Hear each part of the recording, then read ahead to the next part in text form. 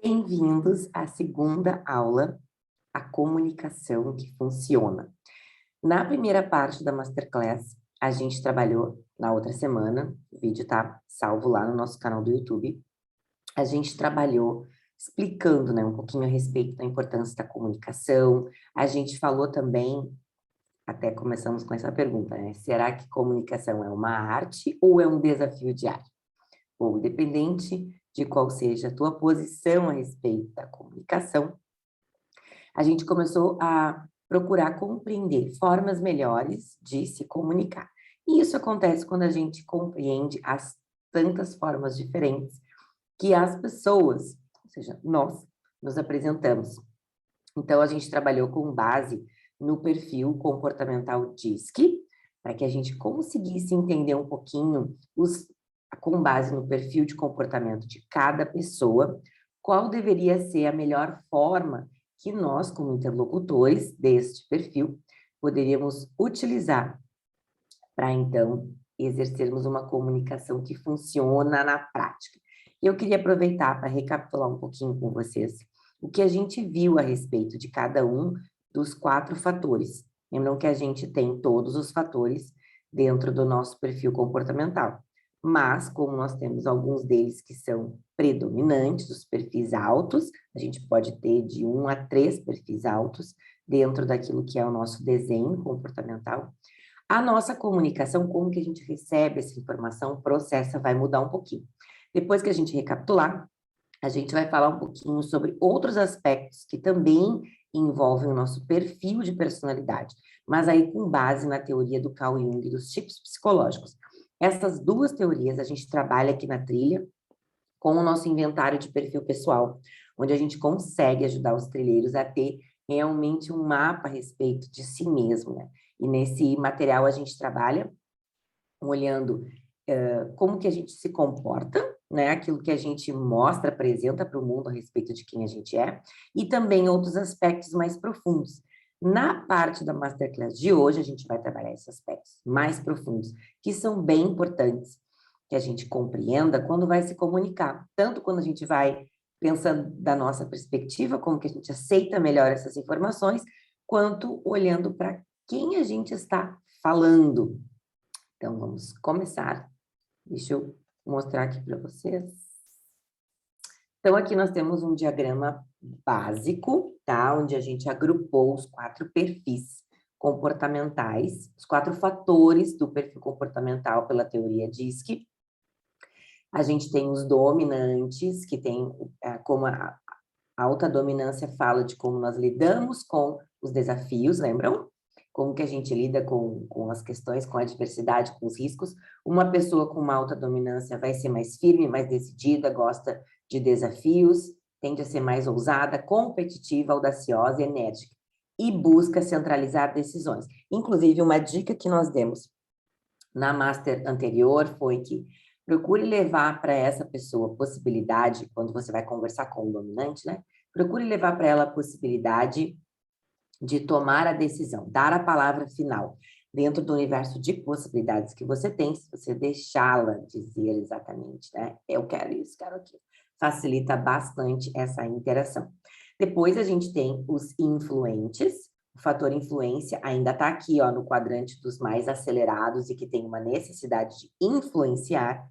Os influentes já têm esse perfil mais entusiasmado, mais fácil de se relacionar, mais carismático, sociável, movido a prazer. Porém, esse pessoal precisa, é importante para eles estar no palco, estar em evidência, serem ouvidos. Eles até têm uma certa questão, se você é um influente e está me ouvindo, uma questão que os influentes e os dominantes tendem a ter, é uma dificuldade maior em ouvir o outro, principalmente com uma escuta ativa, que é super importante para a gente estabelecer uma comunicação que funcione. Mas pensando agora que o nosso interlocutor é um influente, o que a gente trouxe de dica na outra master, né? Que era importante que a gente colocasse ele em evidência, permitisse que ele falasse, que ele se expressasse com liberdade. Isso faria com que a gente conseguisse engajá-lo. Uma dica que vale para os 2 perfis, eu acho importante reforçar, é importante estarmos preparados para apresentar uma ideia, para conseguir captar a atenção desses 2 perfis, Porque como eles têm um padrão mais acelerado de comportamento, se a gente vai muito demorado, muito cheio de explicações, a tendência é a gente perdê-los como audiência. Depois a gente vai para o fator estabilidade, que é um perfil mais paciente, mais calmo, mais planejador, e aí nós começamos a falar dos perfis mais desacelerados e que não têm necessidade de influenciar outras pessoas. A estabilidade, pessoas com alto fator de estabilidade, elas tendem a ser boas ouvintes, conciliadoras, buscar essa harmonia. Então, elas conseguem, sim, ouvir muitas informações. Esse fator também fala como que nós lidamos com mudança. Então, uma coisa bem importante, se o que a gente vai comunicar para esse estável é algo a respeito de uma mudança, e ela é uma coisa que vai acontecer agora ou amanhã, ou com um curto espaço de tempo, é importante a gente ir muito bem preparado. Porque diferente dos outros dois fatores que nós comentamos, né? Principalmente a dominância, que ela gosta de ser desafiada e de coisas novas, o estável não gosta muito e prefere coisas que já são tradicionais, que já estão dadas.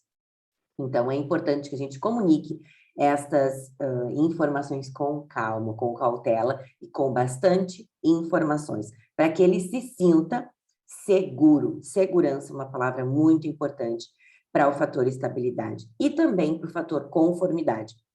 Esse é um fator já um pouco mais analista.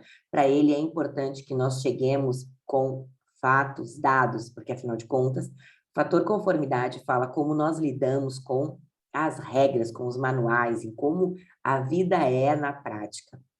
Então, se a gente chega para um conforme dizendo, vamos lá, que vai ser super legal, e explicamos para ele vários aspectos importantes, sem dar dados, sem dar fatos, sem dizer como isso vai acontecer, qual vai ser o passo a passo, a tendência é que a nossa comunicação com ele não seja muito ágil, muito assertiva. É um perfil mais discreto, então é importante até essa abordagem, né? A forma como a gente aborda, com a nossa presença, com a imponência. Uma coisa legal que eu já quero, entrando já na temática do encontro de hoje, falando um pouquinho sobre como nós nos comunicamos como fisicamente, né? Coisas que o nosso corpo está falando e que a gente não... Opa, deixa eu interromper aqui. E que a gente acha muitas vezes que é só a nossa fala. Antes da gente entrar no Jung, eu quero trazer para vocês um percentual bem interessante, que surgiu um pouco tempo atrás em relação a esse nosso processo de comunicação, né? O quanto que a nossa comunicação acontece, que não é a parte que a gente está efetivamente falando. Tem um estudo que concluiu que a nossa comunicação acontece numa proporção 7:38:55. Ou seja, 7% do que nós comunicamos vem a respeito das palavras. É um percentual bem pequeno, né? 7% de 100. O tom de voz aplicado, a entonação que nós usamos, representa 38% e 55% é a nossa linguagem corporal. Cada um dos perfis que nós comentamos agora tem uma movimentação física diferente. Os dominantes tendem a parecer, inclusive, mais agressivos, mas justamente pela velocidade, pela aceleração, pela importância que se dá para o domínio, para o controle. Então, isso está comunicando também. Às vezes é uma notícia super tranquila, bacaninha, mas a forma como eu estou entregando, como eu estou posicionando o corpo, abrindo os olhos, a boca, isso tudo está contando para o meu interlocutor a respeito do que eu estou falando. Então, pensem que 55% é como eu me apresento e 7% apenas é o que eu estou falando. Então, é muito importante que a gente pense se aquilo que a gente tem falado no dia a dia está coerente com a nossa apresentação. Um influente, quando ele vai comunicar, ele tende a ser mais aberto, mais expansivo. Isso pode, muitas vezes, parecer algo até desleixado, pouco formal, pouco importante, justamente, ou até, seria um oba-oba. E não é uma coisa importante, mas a forma como eu estou entregando a mensagem não está dando para ela o peso necessário. A mesma coisa, a busca pela harmonia que o estável tem, por ser mais conciliador, por ter uma abordagem mais sutil, né, mais harmoniosa, pode parecer, às vezes, que ele é uma pessoa fraca, que não está muito preocupada, ou que, na verdade, é até muito mimimi. Olha quantas coisas que a gente pode comunicar sem querer. E um conforme, principalmente por ele ser uma pessoa bastante crítica e preocupada com os detalhes das coisas, pode, às vezes, comunicar com a sua expressão e a preocupação que ele tem em entender as tarefas, em compreender as tarefas, que ele está sendo uma pessoa extremamente fria, ou às vezes até indelicada. E não, é apenas um comportamento que, como a gente não está trazendo para consciência, a gente está agindo no piloto automático. Então, o nosso convite é que tu avalie, né? Pensa a respeito de como está sendo esse teu processo de comunicação com o corpo também, com a tua expressão do rosto. E pensar sempre a respeito, fazer pequenos exercícios a respeito daquilo que tu tem que falar todos os dias. Preciso conversar uma conversa difícil. Então, como que eu vou abordar? Quem é o meu interlocutor? Será que ele é uma pessoa que tem um perfil mais dominante, mais influente, mais estável, mais conforme? Como que seria melhor eu conversar com ele, eu entregar esta conversa? É uma proposta de negócio? É uma sugestão de mudança que vai exigir bastante de todo mundo? Como será que ele vai reagir? Então, quando a gente tem para se atentar a estas informações, que são bastante importantes nesse set de comunicação, a gente consegue ter uma comunicação que funciona de verdade, ou reduzir muito mais os ruídos que vão acontecer. Afinal de contas, somos seres humanos. Bom, agora deixa eu abrir aqui para compartilhar com vocês, para a gente começar a conversar sobre o perfil psicológico com base na teoria do Carl Jung, que é a segunda teoria que a gente trabalha aqui na trilha do propósito. Se tu ainda não sabe qual o teu perfil diz, qual o teu perfil pela teoria dos 16 tipos psicológicos do Jung, acessa a nossa bio e faz o teu mapa do tesouro. Nele a gente consegue te entregar essa informação detalhada e muitas outras a respeito do perfil de liderança, de comportamento, preferências, principais potências que tu tem, que tu pode desenvolver, outras que tu consegue identificar de qual fator ela está mais relacionada para que tu consiga trabalhar e desenvolver ela de acordo com aquilo que é a tua rota hoje. Mas vamos lá, então, falar um pouquinho sobre os tipos psicológicos do Jung. As diferenças entre as pessoas não são aleatórias, elas formam padrões. O Jung percebeu isso e ele trabalhou com mapeando as pessoas e dividindo elas, dividindo não, distribuindo, vamos chamar assim, em 2 atitudes preferenciais e 4 funções psicológicas, para compreender a interação que a gente tem com o mundo e compreender também como que a gente trabalha e julga e questiona aquilo que a gente capta do mundo. Então, vamos lá. Por que que isso vai nos ajudar na comunicação? Aqui tu já vai perceber o quanto essa informação é importante para a gente. Quando a gente trabalha as 2 atitudes preferenciais do Jung, a gente está falando onde nós colocamos o nosso foco de atenção. Então, o Jung mapeou 2 tipos de atitude preferencial. Ou tu é uma pessoa mais extrovertida ou introvertida. E aqui a gente aproveita para desfazer uma miopia, que é uma coisa que a gente ama desfazer aqui na vida. Uma pessoa extrovertida não necessariamente é um tagarela, bem mais do que isso, até tende a ser mais tagarela. Por quê?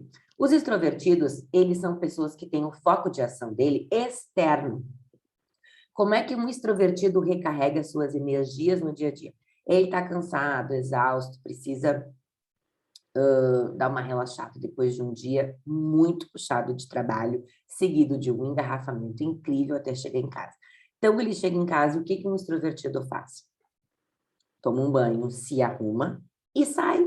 Vai para um pub, vai encontrar os amigos, vai fazer uma churrascada e assim ele se sente recarregado. Porque o foco de atenção do extrovertido está no mundo externo. Ele precisa captar as coisas que estão acontecendo fora para se recarregar. É uma pessoa que tende a falar para pensar, então, quando está conversando com um extrovertido, ele está falando uma porção de coisas e pode até parecer que ele está mudando de ideia ao longo do caminho, Na verdade, ele está construindo a sua ideia. Então, se tu é uma pessoa extrovertida e vai conversar com outro extrovertido, vocês vão se entender e vão perceber que, né, vocês estão construindo as ideias juntos. Agora, quando a gente vai se comunicar com um introvertido, o introvertido, naquele mesmo contexto que a gente estava falando, de chegar em casa depois de um dia extremamente estressante de trabalho, o que que o introvertido vai fazer? O introvertido vai chegar em casa, tomar um banho, botar um pijama e ir para a caixa de nada, ver uma TV, ele quer ficar quietinho, ele quer tomar um chá, ler um bom livro e conseguir organizar e carregar suas energias olhando para dentro, porque o foco do introvertido está no mundo interno dele. Ele não vai falar para pensar, ele vai pensar e muito antes de falar, se é que ele vai realmente falar tudo o que ele pensa, porque sim, os introvertidos pensam e pensam muito, mas eles só comunicam aquilo que eles acreditam ser bastante relevante. Então, arrancar a opinião de um introvertido, porque é isso que os extrovertidos tentam fazer, é desafiador, porque eles não saem falando, não é do padrão de comunicação deles, saem falando tudo o que pensam, porque eles primeiro precisam organizar esses contextos, esses conceitos por dentro. Então, o foco deles está interno. Agora, imagina a cena, um casal casado, né? O homem é mais introvertido e a mulher é mais extrovertida. Então, ela chega e traz uma situação e conta todos os detalhes, todas as possibilidades. E vai falando, inclusive, meio que parecendo que está mudando de opinião ao longo do assunto. Depois que ela termina aquela resenha inteira, ela olha para ele e pergunta: então, agora o que que tu me diz? E ele tranquilamente diz: nada. Agora eu vou pensar a respeito. Não tenho nada para te dizer. Como assim tu não tem nada para me dizer? Não, realmente, ele não tem nada para dizer. Não que ele não tenha pensado, não que ele não tenha ouvido, mas simplesmente ele está processando esse monte de informações que foram jogadas para fora. E agora ele precisa colocar dentro do seu mundo e trabalhar elas para então emitir uma opinião. Como que nós podemos ajustar isso? Dica gratuita aqui, tá? Porque a gente trabalha isso com mais força quando a gente faz o alinhamento dos perfis comportamentais, principalmente entre casais, para a gente não ter mais esse problema. Isso também se aplica para sócios, tá? Porque no dia a dia do trabalho é importante que a gente, com quem a gente está dividindo ali, a carga, a tomada de decisão, ter esse alinhamento, né?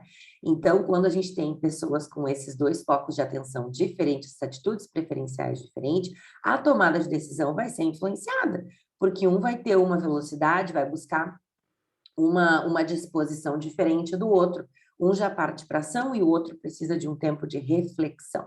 Então, o que é importante a gente fazer? Perceber o outro e comunicar a urgência que a gente tem em um retorno e a importância que, para quem é extrovertido, ouvir a opinião, e para quem é introvertido, o tempo para processar. Então, quando a gente alinha, deixa claro, né? Olha, eu vou precisar, pelo menos me dá uma meia hora, me dá um tempinho, para eu conseguir processar isso, te trazer uma resposta, a gente evita muitos conflitos. Então, primeira coisa para pensar a respeito aqui da nossa comunicação é: qual é o nosso foco de atenção? Será que nós somos mais extrovertidos ou mais introvertidos? Seguindo, a primeira função psicológica que a gente vai trabalhar, essa pessoa já sabe como ela recarrega a sua energia,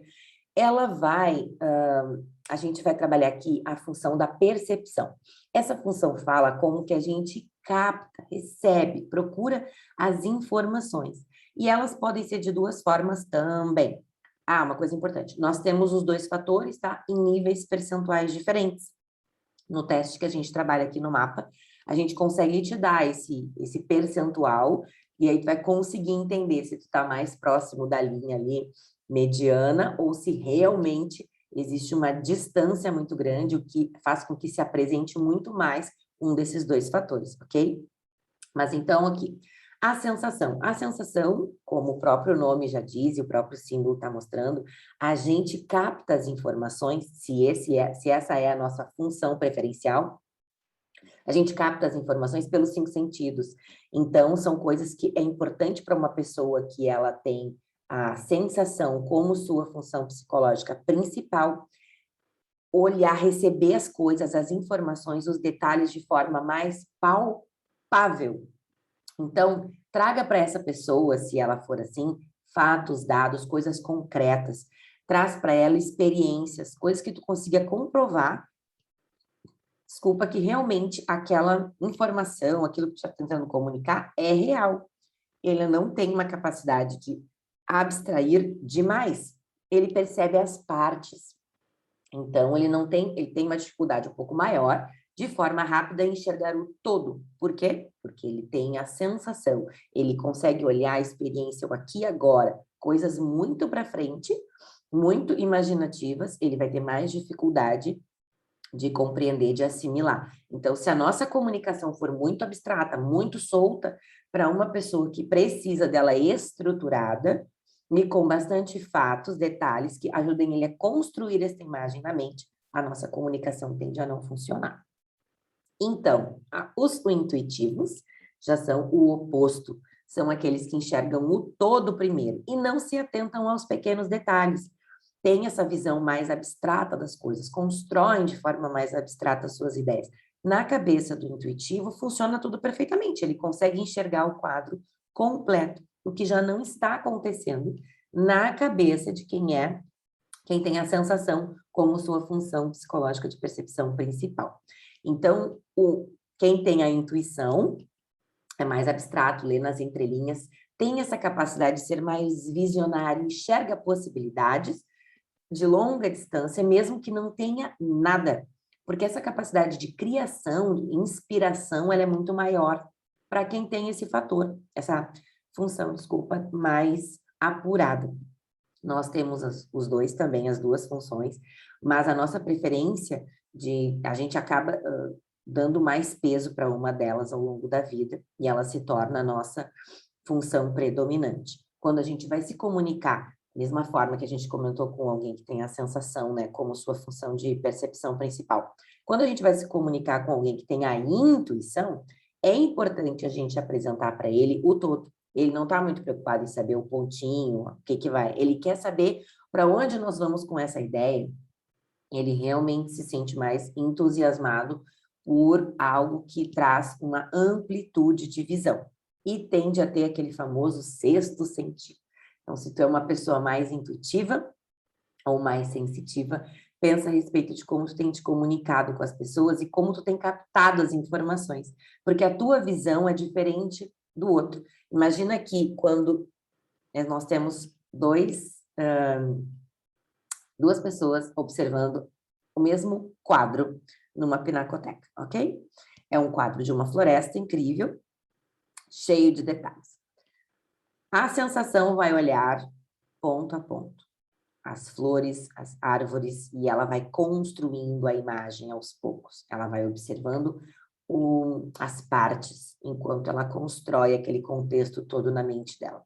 O intuitivo vai captar o cenário inteiro e trabalhar em cima dele para ver possibilidades, tendo uma dificuldade um pouco maior de olhar diretamente para o ponto a ponto daquela paisagem. Agora, pega esses dois, mostra a imagem, 5 minutos depois coloca para conversar, vão ter percepções completamente diferentes do mesmo contexto.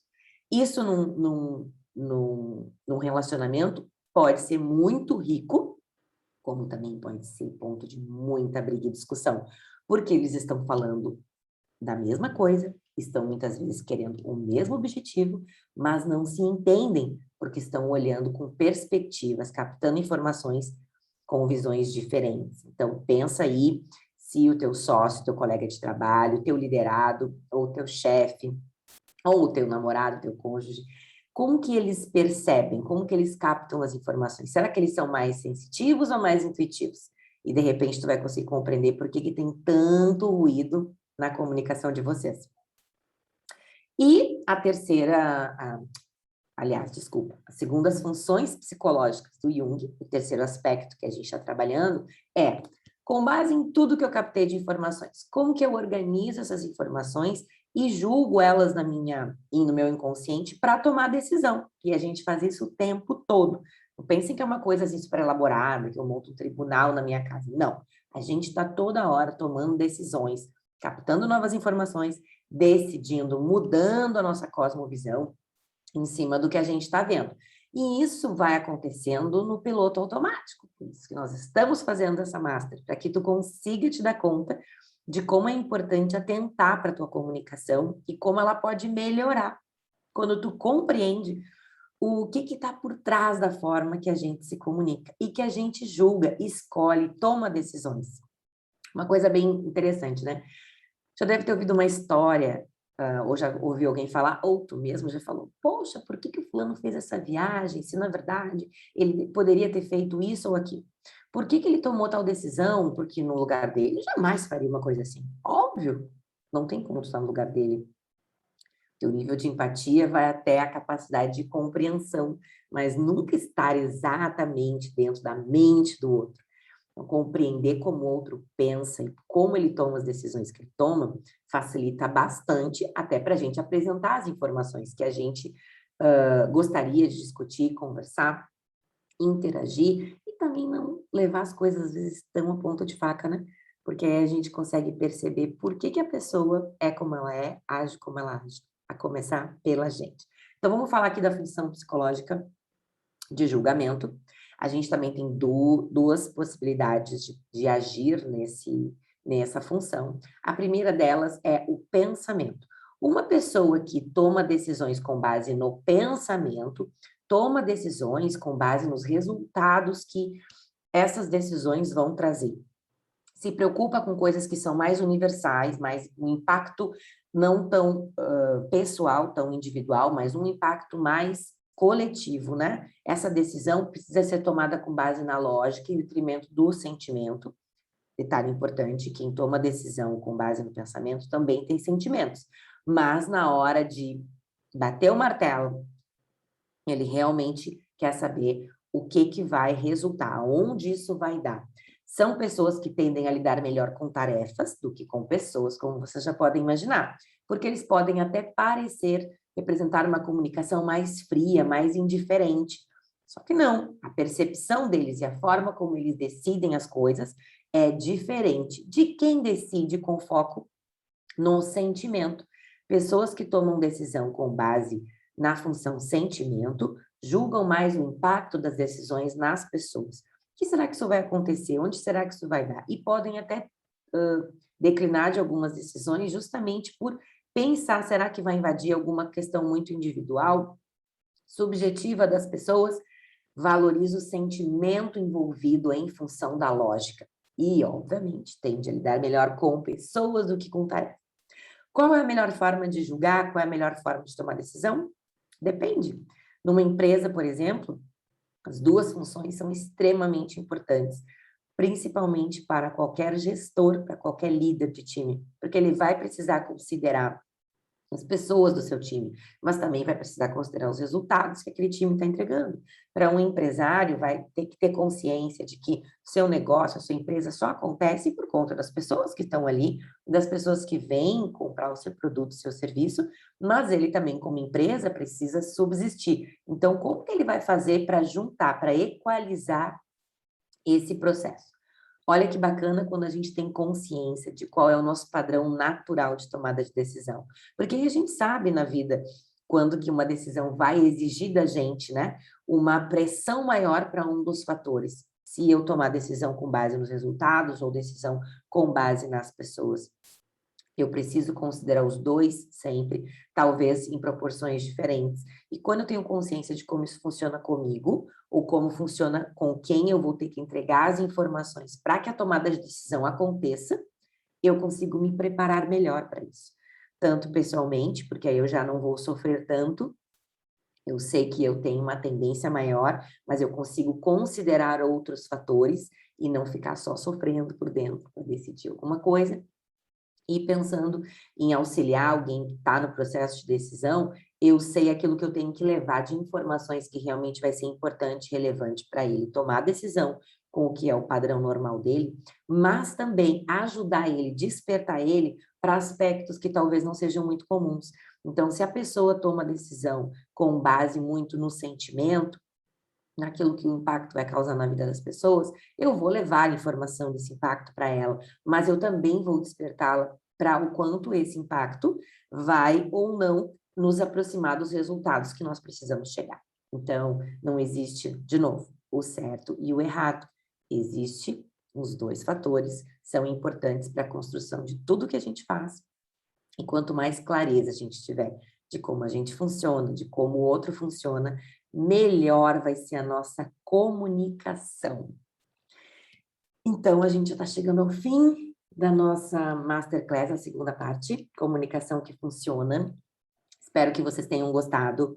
Deixem o comentário de vocês, tragam as dúvidas, pode ser pelas nossas redes sociais, pode ser no nosso grupo do WhatsApp, que a gente tem trazido conteúdo lá para vocês, no Telegram também, mas comuniquem com a gente, comuniquem entre vocês e pensem a respeito de tudo que a gente consegue mudar, melhorar, quando a gente compreende melhor como a gente funciona e como isso impacta, sim, a nossa comunicação. Quanto mais consciente nós ficamos dos nossos perfis, a gente acaba aprendendo a perceber o perfil do outro. Isso atalha. Pensa que aqui na trilha do propósito a gente gosta muito de trilhar o caminho completo e perceber os processos, mas sempre que a gente pode ter um atalho, a gente pega ele, porque afinal de contas, tempo é um recurso que a gente não recupera. Então, é bem importante que a gente use esse recurso com inteligência, com sabedoria.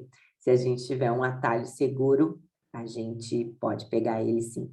E eu te digo com certeza que realizar o teu mapa do tesouro vai ser um atalho extremamente seguro. Porque quando tu tiver de posse de todas essas informações a teu respeito, tu vai conseguir tomar melhores decisões, te mover com mais segurança, porque aí tu já sabe aquilo que realmente é uma força tua e tu não precisa ter medo de viver e de lidar com ela, e aquilo que é algo que tu precisa ser complementado. Então, vai ficar até muito mais fácil buscar conexões com pessoas, com treinamentos, com informação, para dar continuidade ao teu desenvolvimento pessoal de uma forma bem mais inteligente e não gastando tempo, mas investindo tempo em ti, tá bom? Então, trilheiro, fica com a gente, compartilha esse vídeo com os teus amigos, nos chama no direct para conversar um pouco mais a respeito de comunicação, e a gente está preparando um material aqui, um e-book completo para disponibilizar nas próximas semanas, com parte do conteúdo teórico que a gente apresentou aqui nessas duas aulas, e outras coisas mais que a gente está colocando também para que fique bastante rico, inclusive alguns exercícios. Então, acompanha a gente nas redes sociais, que a gente vai estar disponibilizando o link para que tu possa acessar esse material e realmente desenvolver cada vez mais uma comunicação que funciona. Tchau, e como a gente fala por aqui na trilha, câmbio e desligo.